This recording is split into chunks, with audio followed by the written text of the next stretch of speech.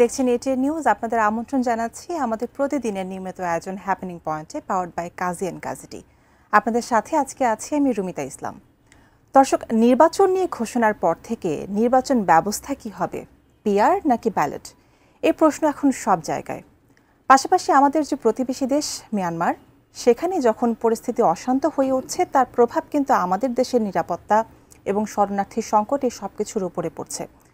এই নির্বাচন নিয়ে বিতর্ক এবং সামগ্রিকভাবে আমাদের যে পাহাড়ি জনপদ আবারও অশান্ত এবং জাতীয় নিরাপত্তা নিয়ে যখন শঙ্কা বাড়ছে, তো এই সামগ্রিক পরিস্থিতি আমাদের রাজনীতি, নিরাপত্তা, অর্থনীতি এবং আন্তর্জাতিক মহলে আমাদের যে ইমেজ, সেখানে কি বার্তা বহন করছে, সেই সব কিছু নিয়ে আমরা আজকে আসলে কথা বলবো। আমাদের সাথে আজকে উপস্থিত আছেন আবু বকর সিদ্দিক, আইনজীবী, বাংলাদেশ সুপ্রিম কোর্ট। আপনাকে স্বাগত আমাদের অনুষ্ঠানে। জি, আপনাকে ধন্যবাদ। শুরুতে আমরা যে কথাটা বলতে চাচ্ছিলাম, যে নির্বাচন নিয়ে প্রধান উপদেষ্টা যখন ঘোষণা দিয়েছেন যে 2026 ফেব্রুয়ারিতে হতে পারে, ফেব্রুয়ারি শুরুর দিকে, 26-এর শুরুর দিকে নির্বাচনটা হবে, তো এই ঘোষণার পর থেকে কিন্তু আসলে হচ্ছে পিআর হবে নাকি ব্যালট হবে, এই নিয়ে কিন্তু বিতর্ক শুরু হয়ে গেছে। আপনার কাছে কি মনে হয়, বাংলাদেশের গণতন্ত্রের জন্য পিআর নাকি ব্যালট, কোনটা আসলে ভালো বাংলাদেশের মানুষের জন্য? আসলে আপনি চমৎকার প্রশ্ন করেছেন। এটা ইন দিস মোমেন্ট সারা বাংলাদেশে কিন্তু খুব চমৎকার একটা ইস্যুজ। আপনি বাংলাদেশের প্রেক্ষাপটে যদি বলেন, যে আমরা দেখেছি বিগত 17 বছর যাবৎ যে বিষয়গুলো মানে বারবার রাজনৈতিক কর্মী, রাজনৈতিক দল, রাজনৈতিক নেতারা বলেছেন, সেটা ফেয়ার নির্বাচন কিভাবে করা যায়। কিন্তু আজকের প্রেক্ষাপট যখন আমরা দেখলাম যে পতিত সরকার, যে শেখ হাসিনা সরকারকে বিদায় করার পর 5ই আগস্টের পর যে নির্বাচন করবার জন্য এখন চেষ্টা করছে রাজনৈতিক দলগুলো, যে দাবি করছে, এখন কিন্তু পিআর এর প্রশ্নটা আসছে বা ব্যালট সিস্টেম। আসলে আমাদের পিআর অথবা ব্যালট, আপনি যে প্রেক্ষাপটই বিবেচনা করেন না কেন, মূলত ফেয়ার নির্বাচন বা ফ্রি ফেয়ার এবং যেটাকে বলছে লেভেল প্লেয়িং, এইগুলো কিন্তু এই শব্দগুলোর সাথে এখন আমরা জনতা বা জনগণ কিন্তু দেখছি না। আগে তারা কিন্তু এই কথাগুলো বেশি বলেছেন। আমার যেটা মনে হয় যে আজকের প্রেক্ষাপটে আগে যে কথাগুলো বলা হয়েছিল সেটা কিন্তু এখন শেষ হয়ে যায়নি।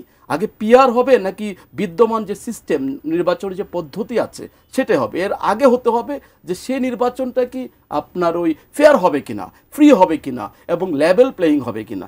তারপরে আসতে পারে কিন্তু আপনার যে পিআর অথবা বিদ্যমান যে ব্যালট সিস্টেম আপনি বলছেন, যে পদ্ধতিতেই হোক, আমার যেটা মনে হয় সেটা কিন্তু জনতার খুব একটা এই বিষয়ে গবেষণা, জনতা খুব একটা ভাবছেন এই বিষয়টি নিয়ে সেটা না, কিন্তু রাজনৈতিক দলগুলো তাদের ক্ষমতাকে কিভাবে পাকাপোক্ত করতে পারে তার জন্য তারা তাদের ওয়েটা বের করছে।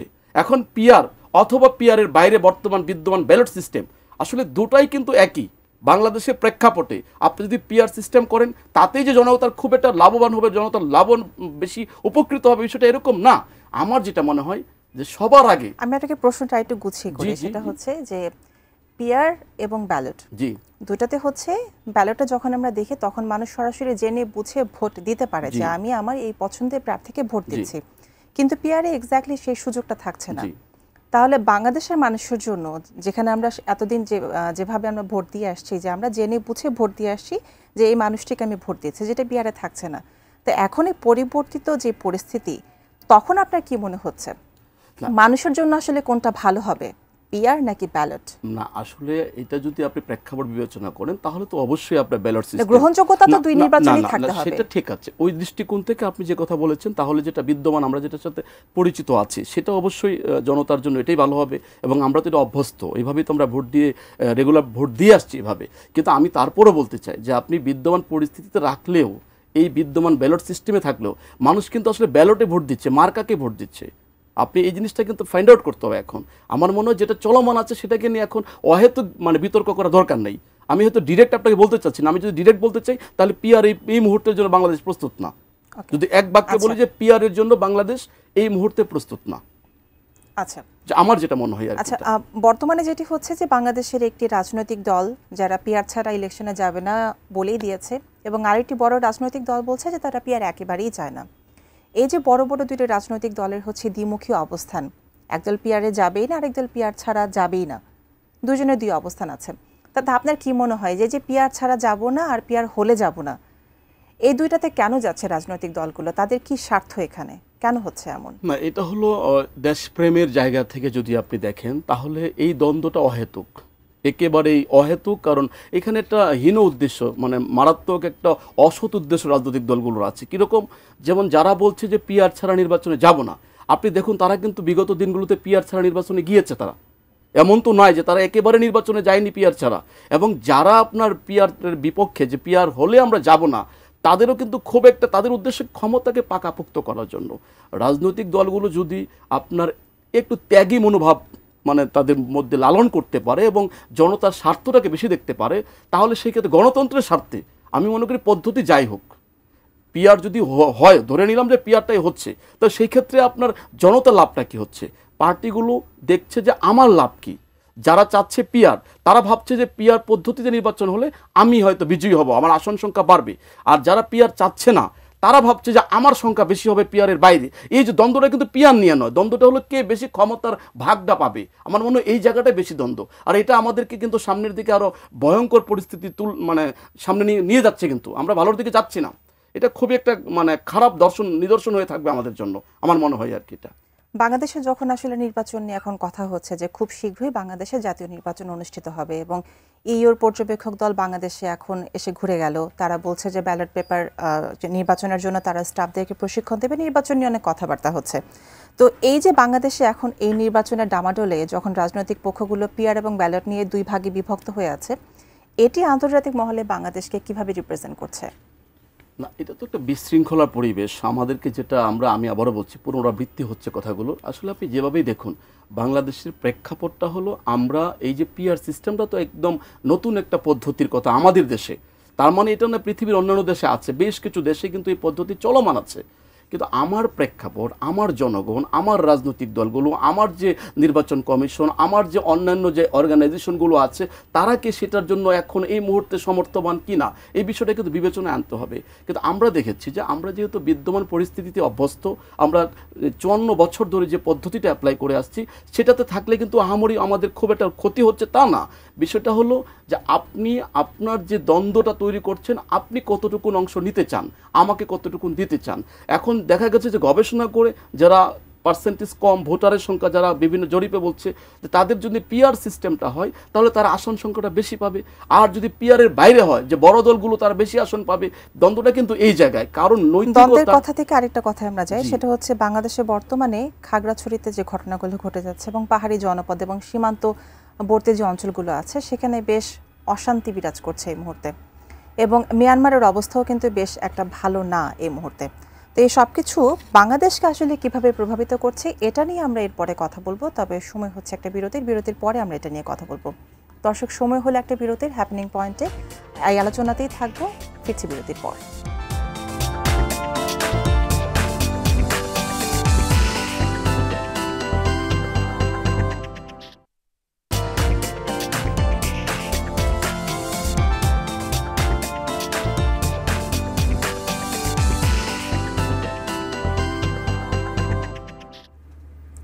আবার আমন্ত্রণ হ্যাপেনিং পয়েন্টে, পাওয়ার্ড বাই কাজিন কাজিটি। বিরতির আগে যেটি নিয়ে কথা বলছিলাম, যে সীমান্তবর্তী অঞ্চল বাংলাদেশের এখন যে অশান্ত হয়ে উঠছে তা নিয়ে আমরা আলোচনায় ছিলাম।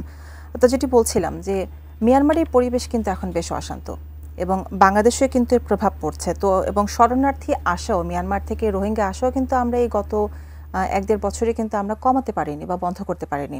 এখনও কিন্তু রোহিঙ্গা আগের মতোই আসছে। তো সব মিলে আপনার কাছে কি মনে হচ্ছে যে বাংলাদেশের যে সীমান্ত যে অঞ্চলগুলো আছে, সেখানে নিরাপত্তা আসলে কেমন, এবং বাংলাদেশ সরকার কতটুকু প্রস্তুত এই সীমান্তবর্তী অঞ্চলের নিরাপত্তা নিয়ে? আসলে এই বিষয়টা খুবই পরিষ্কার, আমরা সবাই জানি। উত্তরটা আমাদের হয়তো অনেকের জানাই আছে, কারণ বিগত 17 বছর যাবৎ যে একটা অরক্ষিত বাংলাদেশ, আপনি হঠাৎ করে বর্তমান সরকার এসে যেটাকে খুব আমাদের রক্ষিত করে ফেলবে, বিষয়টা এরকম না। কারণ আজকে এই 1 বছর পার হলো যে বর্তমান সরকারের ইন্টারিম গভর্নমেন্ট যেটা পার করেছে, উনি বাংলাদেশকে খুব একটা মানে সংরক্ষিত জায়গায় রাখতে পারবেন, এটা আমরা খুব একটা আশাবাদীও না, মনেও করছি না, এবং সেরকম সামর্থ্য তার নাই। এখন আপনি দেখুন যে 17 বছর যেভাবে ঢল ছিল, আপনি সেম কিন্তু আসছে। হয়তো আগের মতো মিডিয়াতে আসছে না, আগের মতো হয়তো কাভারেজ পাচ্ছে না, কিন্তু প্রতিনিয়ত আপনি বলেছেন যে প্রতিনিয়ত কিন্তু মিয়ানমার থেকে বাংলাদেশে সেই মিয়ানমারের নাগরিকরা ঢুকছে। এটা আমাদের জন্য চরম অশনি সংকেত ভবিষ্যতের জন্য। আমরা কখনোই এটা যদি এখনও এইভাবে মানে আমাদের ইন্টারন্যাশনালি যদি আমরা চাপ দিয়ে হোক বা আমাদের কৌশলগতভাবে হোক, কারণ শক্তি দিয়ে তো আসলে কাউকে থামানো যায় না, তো সেটা যদি আমরা করতে না পারি তাহলে ফিউচার আমাদের অন্ধকারের দিকে ঠেলে দিচ্ছেন আপনি। কারণ আজকে দেখুন ফিলিস্তিনি আপনি যেটা কথা বললেন শক্তি দিয়ে কাউকে থামানো যায় না, তো আমার সীমান্ত আমি আমার শক্তি দিয়ে বন্ধ আমরা কেন করতে পারছি না? সীমান্ত তো আমার। এটা তো আপনি প্রথমে ভুল করেছেন। আপনি যদি আমাকে অ্যালাউ করেন, রাইট, আপনি যদি আমাকে কখন ঢুকতে দেন, ঢুকতে তো আপনিই দিয়েছেন। তো সুতরাং আপনি যখন ঢুকতে দিয়ে ফেলেছেন তখন এখন চাইলেই আপনি শক্তি প্রদর্শন আর করতে পারছেন না।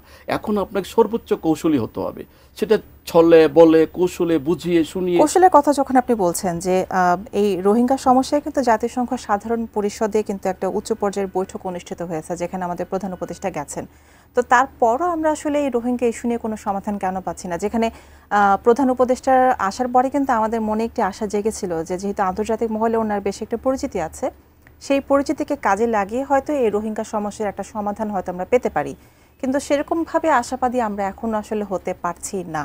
কেন মনে হয় আপনার? না, আমি আবার সুপার পজিটিভ মানুষ। আমি মনে করি যে আমি আশা ছেড়ে দিচ্ছি না এখনও, যেহেতু প্রফেসর ইউনূস মাননীয় প্রধান উপদেষ্টা, উনি অবশ্যই ইন্টারন্যাশনাল ফিগার, এটার একটা সমাধান হতে পারে, হবে না সেটা একেবারে বলছি না। তবে এটাও কিন্তু ঠিক, ইন্টারন্যাশনালি জাতিসংঘে যে আপনার যে সমস্ত সম্মেলনগুলো হচ্ছে, যারা নেতৃত্ব দিচ্ছে, আপনি দেখুন ফিলিস্তিন ইস্যুটা কিন্তু তারা জিয়ে রেখেছে, তারা কিন্তু ছাড়েনি। এবং আন্তর্জাতিক এই যে চক্ররা, যে মহলটা যারা কাজ করে, যারা নেতৃত্ব স্থানীয় আছে, তারা কিন্তু এই কাজটা অলওয়েজ করবে। আপনি ফিলিস্তিন ইস্যু যেমন তারা জিয়ে রেখেছে, একইভাবে মিয়ানমার ইস্যুটাও কিন্তু তারা জিয়ে রাখবে। এই জায়গাটার কারণে আমরা আশাবাদ কিন্তু মানে আমরা হতাশার দিকে চলে যাই, যে আমরা আশাবাদী হতে পারছি না শুধু একটা কারণেই, যে যাদের কাছে জাতিসংঘ, তো জাতিসংঘ একটা স্বাভাবিক বিষয়কে এখনও পর্যন্ত ফিলিস্তিনের বিষয়টা সমাধান করতে পারে নাই, এবং তারা কিন্তু আমাদের এই মিয়ানমারের খুব দ্রুত সমাধান করে দিবে এটা আমরা আশা করছি না। তবে আমার মনে হয় আমাদেরকে অভ্যন্তরীণ আমরা যারা আছে, রাষ্ট্রের যারা দায়িত্বশীল নেতৃবৃন্দ আছেন, যারা দায়িত্বশীল লোকেরা আছে, তাদের কিন্তু বেশি কৌশলী হওয়া উচিত যে কীভাবে মিয়ানমারের সাথে এই বিষয়টা সেটেল করা যায়। শুধুমাত্র এই জাতিসংঘের প্রতি নির্ভরশীল হলে আপনি কিন্তু দিন শেষে খুব একটা ভালো কিছু পাবেন বলে মনে হচ্ছে না। দীর্ঘায়িত হবে, অনেক সময় লাগবে, অনেক সময় তারা নেবেন, কারণ তাদের কাজটাই হলো দীর্ঘায়িত করা। কারণ যেটা আমরা ফিলিস্তিন ইস্যু দেখেছি, এবং নট অনলি ফিলিস্তিন, আপনি আরও পৃথিবীর অন্যান্য রাষ্ট্রগুলোকে দেখেন, সব জায়গায় তারা কিন্তু ল্যান্ডই করেন। তাদের কাজটাই হলো যে কোনোভাবে আপনার মিছিল মিটিং করে করে সময় নষ্ট করা, আর আমাদেরকে একটা চাপে রাখা, জিয়ে রাখা। তো সেটা তো বাংলাদেশের ক্ষেত্রে হতেই পারে। তো আমরা কিভাবে আশাবাদী হতে পারি? বাংলাদেশের আরেকটা কথা যদি আমরা ফিরে আসি, যে পাহাড়ি জনপদে অশান্তি কেন বারবার ফিরে আসে? এই জায়গাটা কেন হচ্ছে একটা শান্তিপূর্ণ সমাধান আসতে পারছে না এত বছর ধরে? রাষ্ট্রীয় নীতি এবং স্থানীয় রাজনীতি এবং আরও যে এই ফোর্সগুলো আছে, সব কিছু মিলে আমরা কেন একটা সমাধানে আসতে পারছি না যাতে পাহাড়ি জনপদের শান্তিটা স্টেবল থাকে সবসময়ের জন্য? আসলে এই বিষয়টা যদি আপনি এটা হলো আমাদের রাজনৈতিক দূরদর্শিতার অভাব।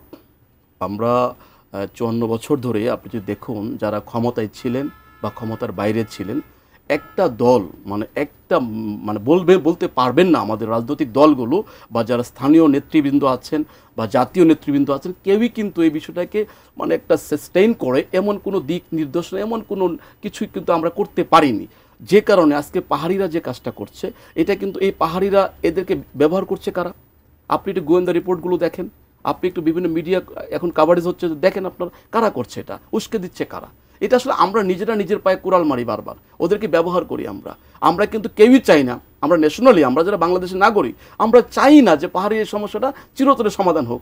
আমরা তো নিজেরা আটকে রাখতে যাচ্ছি আমাদের সুবিধার্থে, কারণ কখনো আমার প্রয়োজন পাহাড়িদেরকে, কখনো আপনার প্রয়োজন। তো সুতরাং যদি এরকম প্রয়োজনেই আমরা ব্যবহার করতে থাকি বা ব্যবহার করেই আমরা, তাহলে সেটা সমাধান তো হবে না। তা আমার মনে হয় যে আপনি যেহেতু বাংলাদেশটা কিন্তু আমাদের, এই দেশ আমার, এই দেশের জনগণ আমার, সে পাহাড়ি, বাঙালি, হিন্দু, মুসলিম, বৌদ্ধ, এই বিষয়টা আপনার মাথায় এখন আনার সুযোগ নাই। এই ৫৪ বছর পরে আমরা সবাই কিন্তু বাংলাদেশি। তো এই জায়গাটায় যদি আপনি সুন্দরভাবে, সুচারুরূপে এবং ভবিষ্যতের স্বার্থে দায়িত্বশীল যারা আছি, এখনই যদি সমাধান না করেন, আমাদের হাতে কিন্তু একটা অগ্নিকুণ্ড রেখে যাচ্ছেন। এই অগ্নিকুণ্ড কিন্তু বারবার আমাদেরকে কি আঘাত করছে। এই পাহাড়ি রাস্তায় যেটা করছে, আমরা চরম নিরাপত্তাহীনতায় বাংলাদেশ এখন। আপনি ভাবতেই পারবেন না, আমাদের সেনাবাহিনীকে তারা চ্যালেঞ্জ করছে। কেন? ওনারা তো বাংলাদেশি নাগরিক, আমরা এখনো পারলাম না কেন? সুতরাং আমার মনে হয় একদম শেষ একটা প্রশ্ন করছি এটাতেই, সেটা হচ্ছে সামনে যেহেতু নির্বাচন আছে এবং পাহাড়ের অস্থিতিশীলতা তার মানে এই না কিন্তু যেটা সারা বাংলাদেশকেও কিন্তু প্রভাবিত করছে। তো নির্বাচনকে সামনে রেখে এই অস্থিরতা, আমরা খুব ছোট করে উত্তর নিব, এই অস্থিরতা আসলে বাংলাদেশের অভ্যন্তরীণ স্থিতিশীলতা এবং নিরাপত্তার জন্য কতখানি হুমকি? না, কতখানি আসলে এটা তো মারাত্মক হুমকি, এক বাক্যে যদি বলি মারাত্মক হুমকি।